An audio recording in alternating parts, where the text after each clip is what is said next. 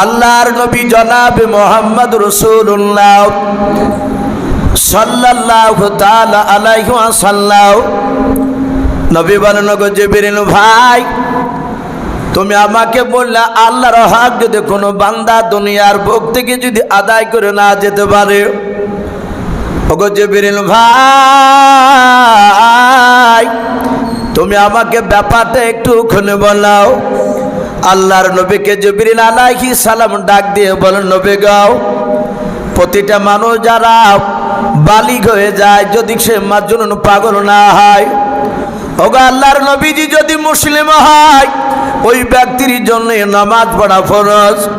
এই নামাজ পড়াটা আল্লাহর সাথে বাপ যে বান্দার হক রয়েছে, হজ যদি তার উপর ফরজ হয়, হজ তাকে বাপ যে আদায় করা এটা আল্লাহর সাথে বাপ যে বান্দার হক রয়েছে।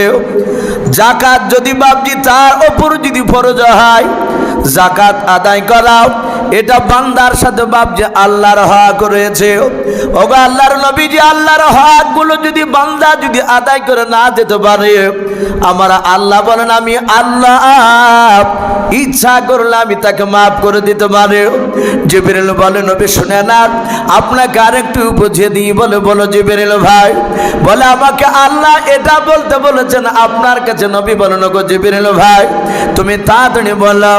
আল্লাহর নবীকে জিবরিল আলাইহিস সালাম ডাক দিয়ে বলেন, ওগো আল্লাহর নবীজি, কিয়ামতের ময়দানে শুনে নেন, যেদিন কোটি কোটি মানুষের সমাগম হবে, সেই দিনকে আল্লাহ একটা মানুষকে ডাক দিয়ে বলবেন, বান্দা তুমি আমার সামনে দাঁড়িয়ে যাও। আল্লাহর সামনে একজন বান্দা বাপজি দাঁড়িয়ে যাবে। আমার আল্লাহ একজন ফেরেশতা নাই, দুজন ফেরেশতাকে ডাক দিয়ে বলবে, ওগো আমার ফেরেশতারা, এ আমার এই বান্দার তার পুরা জিন্দেগির আমল নামাখানা দেখো কোনো নেকি আছে কিনা। ফেরেশতারা বাবা কয়েক সেকেন্ডের মধ্যে বাবা ওই বান্দার পা থেকে মাথা পর্যন্ত বাপজি পুরা জিন্দেগির বাপজি খাতাটা আমল নামাখানা তন্ন তন্ন করে বাপজি খুঁজে দেখবেন, ওই বান্দার আমল নামায় একটাও বাপজি নেকি নাই। ফেরেশতারা বলবেন, আল্লাহ পুরা জিন্দেগিতে গুনাহ করেছে মাওলা, এই ব্যক্তি জিন্দেগিতে এক রাকাত নামাজ পড়ে নাই। ওগো আল্লাহ, আপনার ভালো কাজ করে নাই, সব গুনাহতে ভরপুর হয়ে আছে। আমার আল্লাহ বলেন, ওরে ফেরেশতা, বলো তাহলে মানুষটাকে কি করা যাবে? ওই মানুষটা জান্নাতি না জাহান্নামী এটা আল্লাহ কি জানেন না? আল্লাহ জানার পরও ফেরেশতা দুজনকে ডাক দিয়ে বলবেন, লগো ফেরেশতা, বলে মানুষটাকে কি করা লাগবে বলো। ফেরেশতারা বলবেন, আল্লাহ আপনার কথা অনুযায়ী এই মানুষটা জাহান্নামে চলে যাবে, জাহান্নামে দেওয়া লাগবে। আমার আল্লাহ রহমতের জোশে ডুব দিবেন। আল্লাহ ডাক দিয়ে বলবেন, ওর ফেরেশতা, এই লোকটার আমলের কারণে জাহান্নামে যাবে বলে হাও, কিন্তু আমি আল্লাহ আমি তার জীবনের সব গুনাহগুলো মাফ করে দিলাম, জাহান্নামী ব্যক্তিকে আমি জান্নাতে দিয়ে দিলাম। বলুন সুবহানাল্লাহ। ও বাপজি ভাইরা, কিয়ামতের ময়দানে কোটি কোটি মানুষের সমাগম, সেদিন যদি আল্লাহকে বাপজি সবাই যদি চিৎকার করে বলেন, আল্লাহ এই মানুষটা জীবনে এক রাকাত নামাজ পড়ে নাই, আপনার হজ করে নাই, যাকাত দেওয়ার মতো ক্ষমতা ছিল যাকাত দেয় নাই, ওগো আল্লাহ একটা নেকির কাজ করে না, আপনার হুকুম মানে নাই, এই লোকটাকে আপনি কেন জাহান্নাম থেকে জান্নাতে দিলেন? ওগো আল্লাহ, আমরা কিয়ামতবাসী আপনার বিরোধিতা করি, এই মানুষটার বিপক্ষে আমরা সাক্ষী দিচ্ছি, আল্লাহ আপনি কে জান্নাত থেকে আপনি জাহান্নামে দিয়ে দেন। আমার আল্লাহ বলবেন, বান্দারা আমি আল্লাহ ইচ্ছা করেছি ওকে জাহান্নাম থেকে জান্নাত দিয়েছে, আমি আর তোমাদের কারো কথা আমি শুনবো না। বলুন সুবহানাল্লাহ। আর কিছু করণীয় আছে আমাদের সেদিন? আর কিছু করার নেই। নবীকে বলেন, জিবরিল, ওগো নবী, এটা হচ্ছে হুকুকুল্লাহ, আল্লাহর সাথে কিছু বান্দার হক রয়েছে, যে হকগুলো আল্লাহর কাছ থেকে নয়, দুনিয়া থেকে যদি আল্লাহর হক আদায় করে না যায়, আল্লাহ বলছেন আমি ইচ্ছা করলে তাকে ক্ষমা করে দিতে পারি। হুকুকুল ইবাদ, নবীকে বললেন, ওগো নবী, বান্দার সাথে কিছু বান্দার হক রয়েছে, আপনার উম্মতদেরকে আপনি বলে দেন। বান্দার সাথে বান্দার হক বিশ্ব নবীকে বললে, নবী সাহাবাদেরকে বললেন, ওগো আমার সাহাবাইকে দাও, মৃত্যুর আগে যদি কাউকে আঘাত দিয়ে কথা বলো, আর তুমি মৃত্যুর আগে যদি সেই লোকটার কাছ থেকে ক্ষমা না চাও, আমার বিশ্ব নবী বলেন আল্লাহ তাকে কিয়ামতের ময়দানে ক্ষমা করবে না। অথচ আল্লাহর হক আদায় করে না দিতে পারলে আল্লাহ বলে আমি ইচ্ছা করলে আমি তাকে মাফ করে দিতে পারি, কিন্তু বান্দা বান্দার হক তুমি দুনিয়ার বুক থেকে আদায় করে না আসতে পারলে আমি আল্লাহ তোমাকে কিয়ামতের ময়দানে ক্ষমা করব না। আমার বিশ্বনবী এই কথাটা সাহাবার সামনে বললে সাহাবাই কেরাম রাদিয়াল্লাহু তাআলা আনহুম আজমাইন গুনেরা তারা এমন ভাবে বাপজি রাসূলের সুন্নাতকে তারা মানতে, ওয়া সামি'না ওয়া আতা'না। আমার পূর্বেকার বক্তা বলছিলেন যে আমরা জালসায় কোনো জায়গায় আদায় করতে গেলে বিভিন্ন রকমের কায়দায় ওয়াজ করে লাস্টে টাকা চাই, কিন্তু আমার রসুলের সাহাবাদের সামনে নবী ডাইরেক্ট যে কোনো কথা বললে সাহাবারা বুঝতে পারতেন কোন বিষয়ে কথা বলতে চাইছে, সাথে হাতে নবীর কথাগুলো মানার জন্য বাপজি তৈরি হয়ে যেতে। আমার বিশ্ব নবীর সাহাবাইকে নাও বাড়ি থেকে বেরোনোর পর বাপজি মানুষকে দেখা হলে সালাম দিয়ে মুসাফা করতে, শুধু তাই নয় ক্ষমা চাইতে, কারণ জানে নবী বলেছেন কিয়ামতের ময়দানে ক্ষমা করবে না। সম্মানিত ভাইরা আমার বাবা জীবনেরাও, সারা পৃথিবীর শ্রেষ্ঠ নবী মুহাম্মদ সাল্লাল্লাহু আলাইহি ওয়াসাল্লাম, আচ্ছা কোনো ওলামার মুখে শুনেছেন যে আমার নবী কোনো গুনাহ করেছে? আমার নবী গুনাহ করে নাই। আদম নবী আলাইহিস সালাম থেকে নিয়ে মুহাম্মদ সাল্লাল্লাহু আলাইহি ওয়াসাল্লাম পর্যন্ত 1,24,000 মতান্তর 2,24,000 নবী রাসূল বলে না ওলামারা? একটা নবী বাপজি তারা গুনাহগার নয়, তারা সবাই মাসুম, তারা নিষ্পাপ, বেগুনাহ, তারা গুনাহ করে না। আর আপনার আমার রাসূল সাল্লাল্লাহু তাআলা আলাইহি ওয়াসাল্লামের ডান দিকে আর বাম দিকে আর সামনের পেছন দিকে আর চারিদিকের গুনাহ আমার আল্লাহ নবীকে মাফ করে দিয়েছেন, বলুন সুবহানাল্লাহ। সম্মানিত ভাইরা আমার বাবা জীবনেরা, আমার নবীজির বাপজি গুনাহ নেই, কিন্তু কেতাবে লিখেছে আল্লাহ রাসূল সাল্লাল্লাহু তাআলা আলাইহি ওয়াসাল্লাম 63 বছর বাপজির জিন্দেগিতে নবী দুনিয়ার বুক থেকে ইন্তেকাল করবে, তার বাপজি 1 নয় 2 নয় 3 দিন পূর্বেকার ঘটনা এসেছে। আল্লাহ রসুলের মাথা যন্ত্রণায় কাতর হয়ে রহমতের নবী মৃত্যুর আগে বাপজি 13 দিন ধরে বিছানায় পড়েছিলেন। কদিন বললাম? 13 দিন ধরে। আমি জানি না আপনারা জানেন কি না, রাসূলুল্লাহ জীবদ্দশায় নবী জিন্দা অবস্থায় নবী 17 ওয়াক্তের ফরজ নামাজের ইমামতি তিনি করতে পারেননি। 17 ওয়াক্তে ফরজ নামাজের ইমামতি করতে পারেননি। রাসূলুল্লাহর মাথা যন্ত্রণায় কাতর হয়ে রাসূল দাঁড়াতে পেরেছিলেন না। নবীকে পেছন রেখে রাসূলের জীবদ্দশায় ওই 17 ওয়াক্তের ফরজ নামাজের ইমামতি কে করেছিলেন? এটা হাদিসে এসেছে আল্লাহ রসুলের বন্ধু আবু বকর সিদ্দিক রাদিয়াল্লাহু তাআলা আনহু। নবীর জীবদ্দশায় বিশ্ব নবী বন্ধু আবু বকর তিনি নামাজে দাঁড়িয়ে রসুলের বন্ধু চিন্তা করেছেন আর কাঁদছেন, হে আল্লাহ, আমার নবীকে আর কিয়ামত পর্যন্ত আর ইমাম হিসেবে পাবো না। নবী আবার দুনিয়ার বুক থেকে চলে যাবে, কারণ নবী বলেছেন আমার জীবদ্দশায় ওগো সাহাবারা আমি দাঁড়িয়ে নামাজ পড়তে পারি না, হে আবু বকর তুমি ইমাম হয়ে নামাজ পড়তে দাঁড়িয়ে যাও। বাপজি আমার সোনা লালেরা, আমরা সকলেই জানি রসুলের সবচেয়ে কাছের জানের বন্ধু, খুবই কাছের সাহাবা তিনি ছিলেন আবু বকর সিদ্দিক রাদিয়াল্লাহু তাআলা আনহু। সবাই কাছে ছিলেন, তার মধ্যে আবু বকর সবচেয়ে কাছে। বাপজি আমার সোনা লালেরা, নবী দুনিয়ার বুক থেকে বাপজি বিদায় নিয়ে চলে যাবেন তার 3 দিন আগেকার ঘটনা। রাসূলুল্লাহর মাথা যন্ত্রণা বেড়ে যাচ্ছে, চারিদিকে সাহাবারা বলা বলি করছে রাসূলুল্লাহ মনে হয় আর দুনিয়াতে থাকবেন না, নবী চলে যাবে। গোটা আরবের সাহাবারা, আরবের বাহিরকার বাপজি সাহাবারা, তারা দলে দলে বাপজি রাসূলুল্লাহকে দেখতে গিয়েছে। কয়েক হাজার সাহাবা মদিনার মাটিতে বাপজি সবাই গোল করে বাপজি চারিদিকে বাপজি ঘেরাও করে নিয়ে বসে আছে। কেউ বাপজি জোরে শব্দ করে নাই। সাহাবারা এটাও জানতেন যে নবীর সামনে কেউ উঁচু গলায় চিৎকার করে কথা বলা যাবে না, কারণ আল্লাহ বলেছেন, ও আমার বান্দারাও, তোমাদের নবী যখন কথা বলবে তোমরা এমনভাবে কথা বলো যেন রাসূলুল্লাহর গলার আওয়াজের চেয়ে তোমাদের গলার আওয়াজটা উঁচু না হয়। যদি উঁচু হয়ে যায়, এই বান্দা আমি তোমাদের জন্য জান্নাত হারাম করে দেব। এই জন্য সাহাবারা বাপজি কথা বলতে ভয় পেত নবীর দরবারে, যদি একটু উঁচু হয়ে যায়। বাপজি আমার সোনা লালেরাও, আমার বিশ্ব নবীকে বাপজি সব সাহাবারা তাকিয়ে থেকে দেখছে। নবী দুনিয়ার বুক থেকে চলে গেলে দ্বীনের রাহবার কে হবে? আমাদের দ্বীনকে কে পরিচালনা করবে? হযরতে আবু বকর ডান দিকে, ওমর বাম দিকে, ওসমান গনি বাপজি সামনে, আলী রাদিয়াল্লাহু তাআলা আনহুর সামনে। সবাই বসা, সবারই চোখ দিয়ে ঝরঝর করে পানি ঝরছে। আহারে নবী চলে যাবে। বাপজি আবার সোনা লালেরা, আমার বিশ্ব নবী প্রতিটা সাহাবাদের দিকে বাপজি তাকাচ্ছেন শুয়ে শুয়ে। আল্লাহর নবীজি হাত ওখানে এভাবে উঁচু করে ডাক দিয়ে বলেন, ওরে আমার সাহাবারা, আমি দাঁড়াতে পারি না, আমি উঁচু হয়ে বসতে পারি না, আমার হাত ওখানা ধরে তোমরা একটু উঁচু করে আমাকে বসে দাও।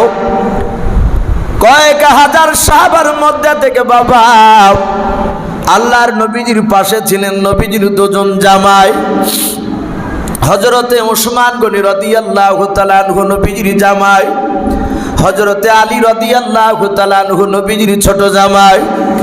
আল্লাহর নবীজির দুই জামাইতে বাপজি নবীজির হাত ওখানা ধরলেন।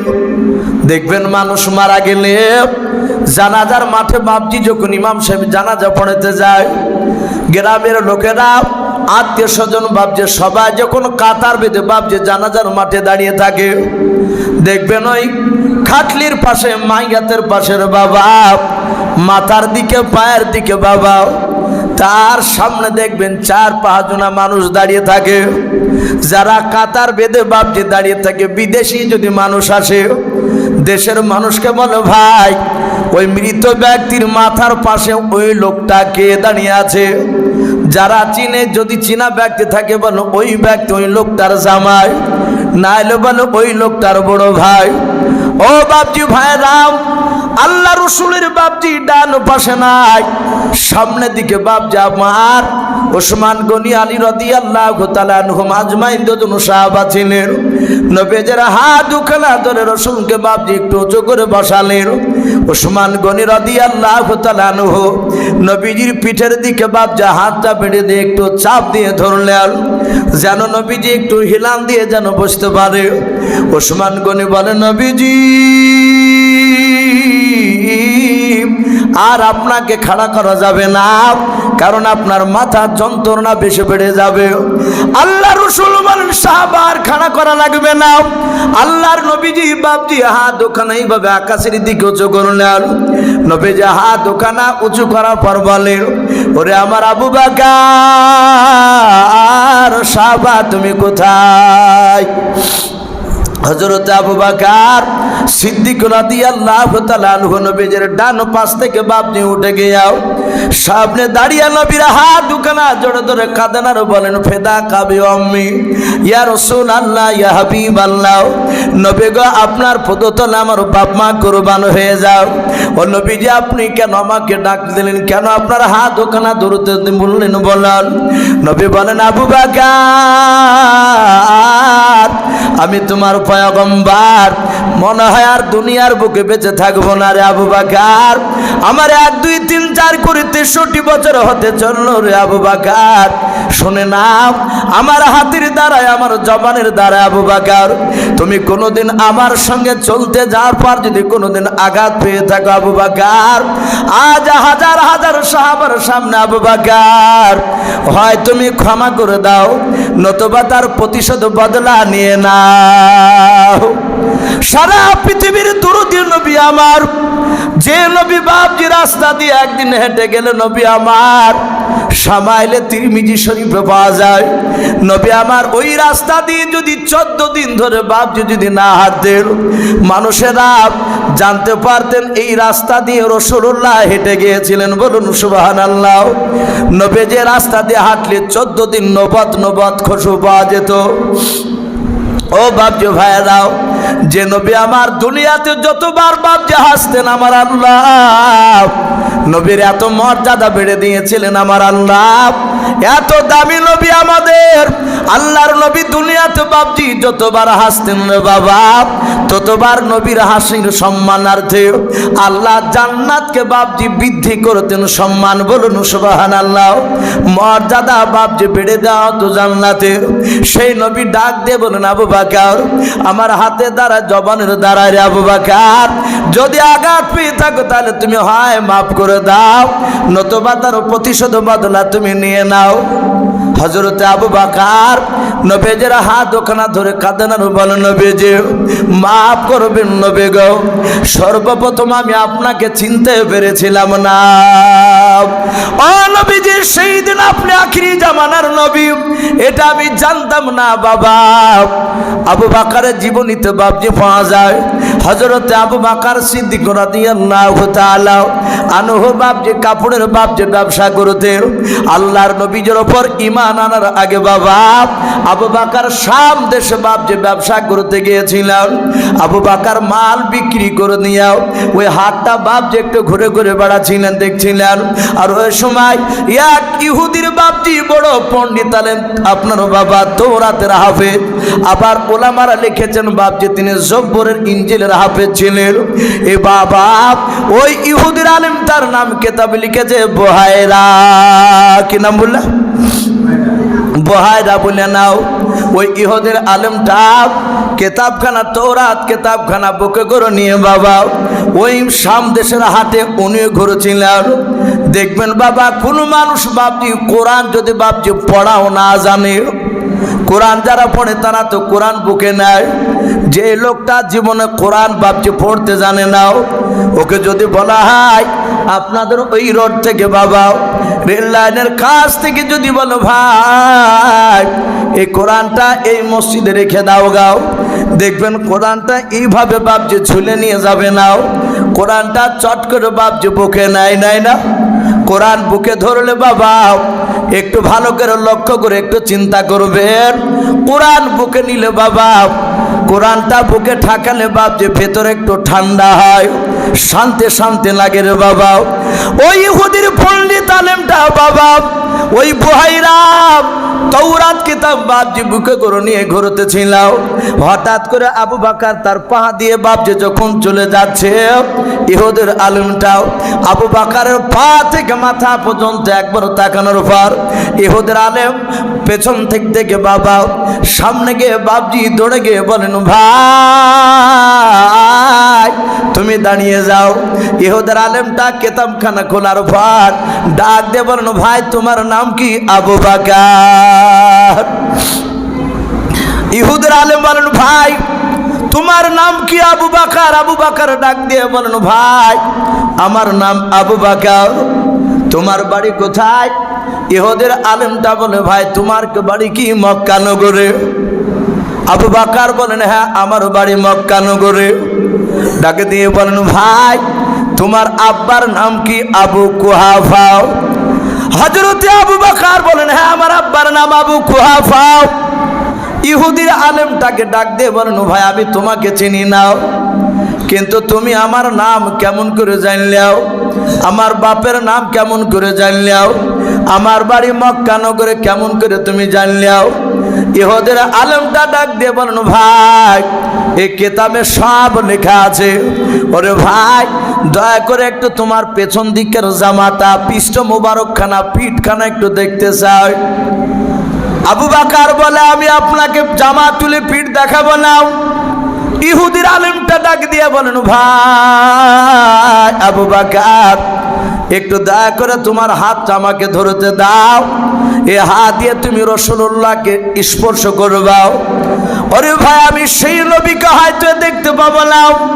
ওরে ভাই আবু বকর তোমার পৃষ্ঠ মোবারক যদি একটু কালো রঙের দাগ থাকে ভাই শুনে না গোটা পৃথিবীর মানুষ যদি আলাদা হয়ে যায় তোমার সাথে আর মুহাম্মদ সাল্লাল্লাহু আলাইহি ওয়াসাল্লামের সাথে বন্ধুত্ব কেউ কাটাতে পারবে না। বলুন সুবহানাল্লাহ। সেই আবু বকর ডাক দিয়ে বলেন ওগো আল্লাহর নবী যে আমি আপনাকে প্রথমে চিনতে পেরেছিলাম না, নবী আমি আপনার কাছে ক্ষমা চাই, আপনি আমাকে ক্ষমা করে দেন, আপনি কোনোদিন অন্যায় করেন নাই।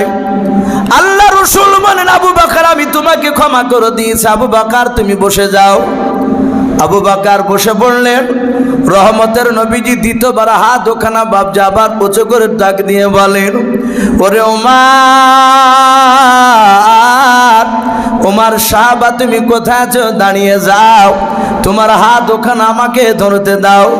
ওমর বাম সাইডে বাবজি পেছন দিকে ছিলেন। ওমর নবীর সামনে আসানোর পর নবীজের হাত ওখানা বাবজি জুড়ে ধরাও, কাঁদেন আর বলেন, ফেদা কাবি অম্মি ইয়া রাসূলুল্লাহ, ও আল্লাহর নবীজি আপনার পদতলে আমার পিতামাতা বিসর্জন হোক, কুরবান হোক। আল্লাহ রাসূল ডাক দিয়ে বলেন, ওরে ওমর, আমি দুনিয়ার বুকে আর বেশি দিন বেঁচে থাকবো না রে ওমর, আমার হাতের দ্বারাই, জবানের দ্বারাই, যদি পায়ের দ্বারাই, ওরে আমার ওমর কোনোদিন তুমি যদি আঘাত পেয়ে থাকো, ব্যথা পেয়ে থাকো, ওমর আজ হয় তুমি ক্ষমা করে দাও, নতুবা তার প্রতিশোধ বদলা তুমি নিয়ে নাও। হযরত আমিরুল মুমিনিন ওমর ইবনুল খাত্তাব রাদিয়াল্লাহু তাআলা আনহু বাবা নবীর হাত ওখানা ছেড়ে দিয়াও, আল্লাহর নবীর পা দুখানা পাঁজা মেরে ধরে কাঁদানো বলেন, ওগো আল্লাহর নবী, আপনি কোনোদিন আমার কাছে অন্যায় করেন নাই। ওগো নবী গো, আমি আপনার কাছে বড় ধরনের অন্যায় বেয়াদবি করে ফেলেছিলাম। ওগো নবী, আমি আপনাকে চিনতাম না, না চিনার কারণে আমি আপনাকে তলোয়ার নিয়ে মারতে গিয়েছিলাম। ওগো রাসূল, আমি আপনার কাছে ক্ষমা চাই, নবী চরম আমি বেয়াদবি করে ফেলেছি, আপনি আমাকে ক্ষমা করে দেন। রাসূলের সাহাবা ওমর নবীর হাত দুখানায় পা দুখানা ধরে কাঁদছিলেন। কেতাবে লিখেছে বাবজি রাসূলুল্লাহ বেশ কিছুটা দূর সামনে বাবজি আর একজন সাহাবা, জিনার নাম হায়াতুস সাহাবা বলে একটি কিতাব তাতে পাওয়া যায়, হযরত উরাইকা রাদিয়াল্লাহু তাআলা আনহু বলে নাও। হযরত উরাইকা মাঝ থেকে দাঁড়িয়ে উমরের সাথে নবীর কথা বলা তো কোনো শেষ হয় নাই। ওমর নবীর পা দুখানা ধরে ক্ষমা চাইছেন, কাঁদছে। হযরত উরাইকা তিনি হাউমাউ করে দাঁড়িয়ে তিনিও কাঁদছে। কাছে এসে বলছেন, রাসূলুল্লাহ, এ ওমর ফারুক সাহাবা, ওগো নবী আমার বাড়ি ছিল শাম দেশে, আমি মক্কাতে এসে আমি আপনাকে চিনতে পেরে আমি ইসলাম গ্রহণ করেছি, কলেমা পড়েছি। ওগো নবী কলেমা পড়েছি আমি ওমর ঈমান আনার পরে, ওমর ঈমান আনার আগে আমি কলেমা পড়ি নাই, আমি তখন শাম দেশে ছিলাম। ওগো আল্লাহর রাসূল, অনেক সাহাবারা উমারের মুখ থেকে তার ঈমান আনার ঘটনা শুনতে চায়। ওগো নবী আমার মন চায়, মনের তামান্না, ওমর কিভাবে ইসলাম গ্রহণ করেছে একটু আপনার সামনে, হাজার হাজার সাহাবার সামনে একটু বয়ান করতে বলো, একটু বলতে বলো। ওগো নবী আপনি ইন্তেকাল করার আগে উমারের মুখ থেকে আমরা কথাগুলো শুনবো। হাজার হাজার সাহাবা সবাই আস্তে করে বলেন, রাসূলুল্লাহ আপনি ওমর সাহাবাকে একটু বলতে বলো, তার মুখ থেকে আমরা শুনতে যাই ওমর কিভাবে ঈমান আনবে।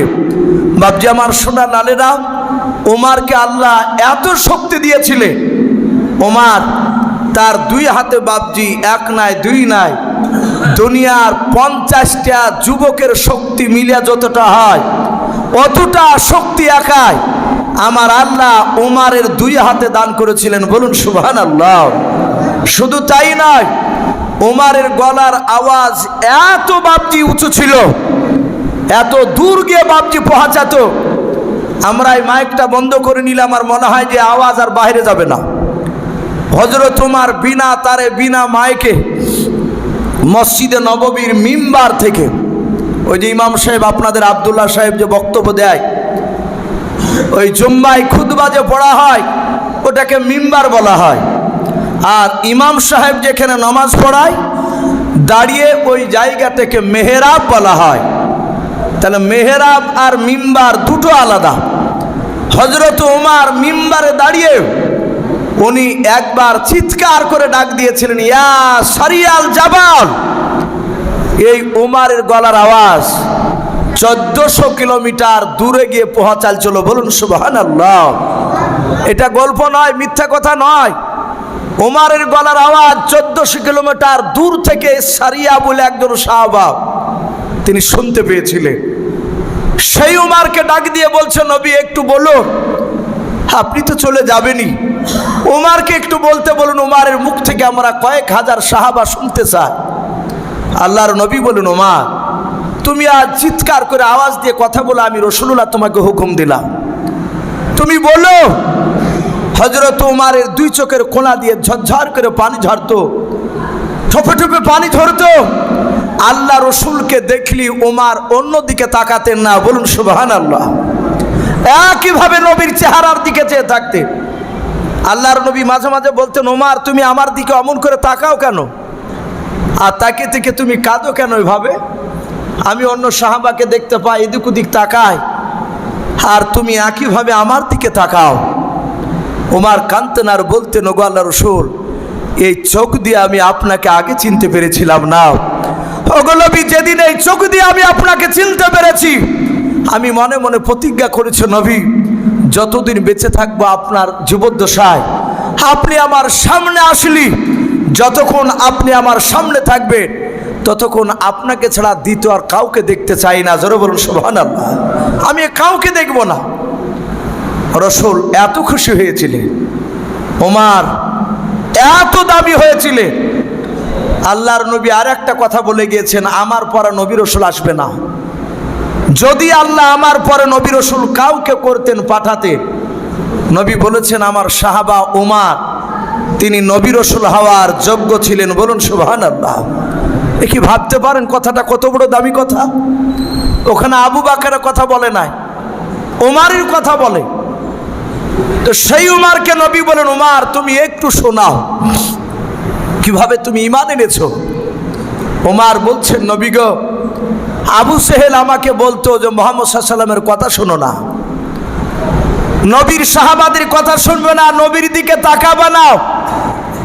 কাফের আবু সেহেল জানতো নবীর চেহারার দিকে কোনো মানুষ যদি 5 মিনিট মহব্বতে তাকায়, ওই লোকটা কলেমা না পড়ে আর থাকতে পারবে না। বলুন সুবহানাল্লাহ। নবীর এমনই নুরানি চেহারা ছিল। আবু বকর বলেন, একবার চাঁদের দিকে তাকাচ্ছি, পূর্ণিমার চাঁদ, আর একবার নবীর চেহারার দিকে তাকাচ্ছি। নবী বলেন, আবু বকর তুমি একবার নয় কয়েকবার চাঁদের দিকে তাকাইলে, আর আমার চেহারার দিকে তাকাইলে ব্যাপার কি? আবু বকর বলে, নবী গো, আমি চেহারা কার পরিষ্কার তাই দেখছিলাম। নবী চাঁদে দাগ আছে তো আপনার চেহারাতে দাগ নাই। বলুন সুবহানাল্লাহ। এত দামি নবী আমার। আবু সেহেল নাই, উমর বলছে, নবী গো, আবু সেহেল বলতো যে নবীর কথা শুনবা না, লা তাসমাউ লিহাযাল কুরআন, খবরদার কোরআনের কথা শুনবা না। তাই আমরা আপনার দিকে তাকাতাম না, আপনার নাম শুনলি কানে আঙুল দিতাম, চোখ দুটো বন্ধ করে ধরে থাকতাম। আপনি আপনার সাহাবারা চলে যেত, তারপর চোখ খুলতাম, কান খুলতাম। ওগো নবীজি, এক নয় দুই নয়, বেঈমান আবু সেহেল 12,000 লোক কাফের মুশরিকের বাচ্চাদেরকে নিয়ে মিটিং শুরু করেছে। সেই সভার প্রধান বক্তা ছিল আবু জেহেল। ওগো নবী, আমি আপনার উমর হতভাগা ওই 12,000 লোকের পেছন দিকে আমি বসেছিলাম, সবাই সামনে। আবু জেহেল ডাক দিয়ে বলল, কেউ কে আছো মক্কা নগরে? আব্দুল্লাহর ছেলে মুহাম্মদ সাল্লাল্লাহু আলাইহি ওয়াসাল্লামের মাথা কেটে আনতে পারবা? যে মাথা কেটে নিয়ে আসতে দিতে বানিয়ে আমার পায়ের তলে রাখতে পারবা, আমার কাছে নিয়ে এসে দিতে পারবা? তাকে এক নয় দুই নয়, তাকে আমি 200টা উট তাকে উপহার দেব, আর গোটা আরবের মধ্যে তাকে উচ্চ সম্মানের অধিকারী করব। 3 নাম্বার, তাকে একটা বড় বাগান তাকে আমরা খুশি করে দেব। ওগো আল্লাহর নবী, 12,000 লোক সবাই ডান দিকে বাম দিকে এদিক ওদিক চারিদিকে তাকাতে কি করছিল, কেউ হাত তুলে নাই।